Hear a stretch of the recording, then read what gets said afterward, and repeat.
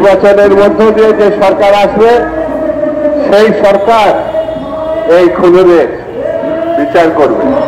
আমাদের এই যে হাবিবুর রহমান হাবিব সাহেব আসলেন, দেশনেত্রী বেগম খালেদা জিয়ার বিশিষ্ট উপদেষ্টা, সাবেক ছাত্র নেতা, তারও যে আন্দোলন, ছাত্র জীবনের যে গণঅভ্যুত্থানের 90 আন্দোলন, সেটিও হচ্ছে বাংলাদেশের গণতন্ত্রের জন্য।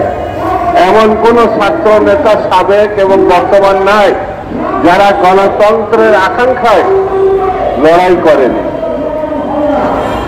হাসিনা এবং আওয়ামী লীগ দেশে এবং সারা বিশ্বে এরা হলো হিটলারের অনুসারী। এরা শুধু খুনি না, এরা লুটপাটকারী না, এরা মানুষ রূপে দানব। এদেরকে যদি আমরা বিচার না করতে পারি, আর এই দানব তৈরির যে কারিগর ছিল সে হচ্ছে সাবেক বিচারপতি বলতেও আমাদের ঘৃণা লাগে।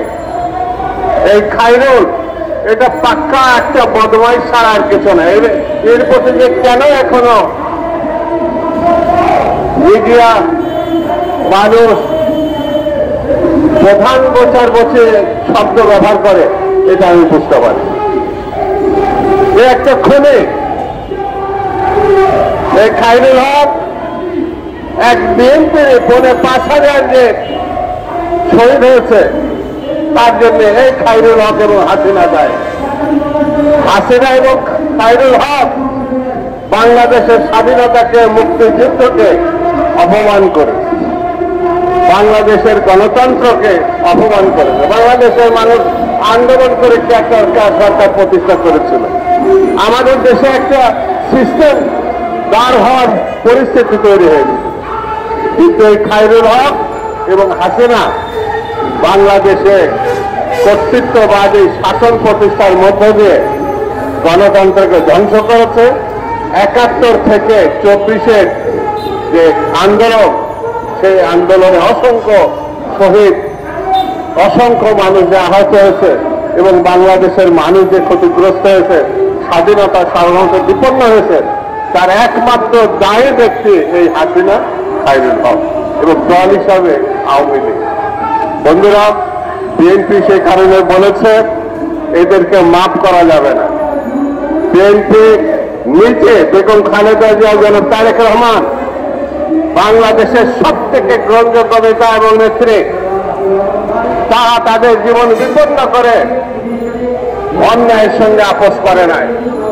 আগামী দিনে জনগণের ম্যান্ডেট নিয়ে এই দল যেমন অতীতে জনগণের পাশে দাঁড়িয়েছে, অন্যান্য বিচারের বিপক্ষে দাঁড়িয়েছে, আগামী দিনেও এই খুনি, লুটেরা, হত্যাকারী, গণহত্যাকারী, স্বাধীনতা বিপন্নকারী হাসিনা, আওয়ামী লীগ, এদেরকে মাফ করার কোনো প্রশ্নই ওঠে না।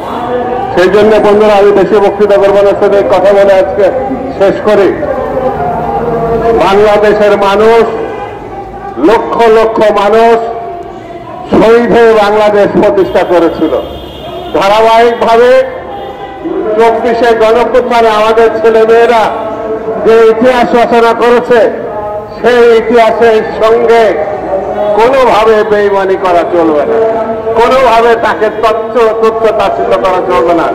তাদের যে রক্ত, সেই রক্তের মধ্য দিয়ে গণতন্ত্র প্রতিষ্ঠার যে সম্ভাবনা দেখা দিয়েছে, সেটা আমাদেরকে লুপে নিতে হবে, হৃদয় দিয়ে ভালোবাসতে হবে এবং তা প্রতিষ্ঠা করতে হবে। এই জন্য আমাদের ঐক্যবদ্ধ রাখতে হবে এবং সামনের দিনগুলোতে আরো দৃঢ় ঐক্যবদ্ধ ভূমিকা পালন করতে হবে। সবাইকে এক জায়গায়, এক কাতারে আহ্বান করে আমি আমার বক্তব্য শেষ করছি।